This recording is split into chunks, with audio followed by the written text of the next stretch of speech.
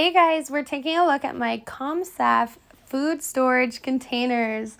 So these are a airtight food jar. I've got it in a pack of 5 here. So you can see multiple variations in sizes. I've done the 17, 27, 33, 47, and 72. So first one I did with pretzels.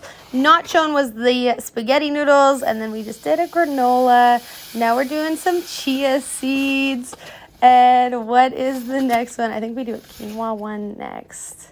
Let's see. All the jars too have bamboo and a silicone around the rim to keep it super sealed. Yes, that is the quinoa as well. So these are stackable, and it does come with tons of labels, so you can label them up and then relabel them if you want to swap them out. It doesn't come with a pen, so I had my own little silver pen, which worked out great for labeling these.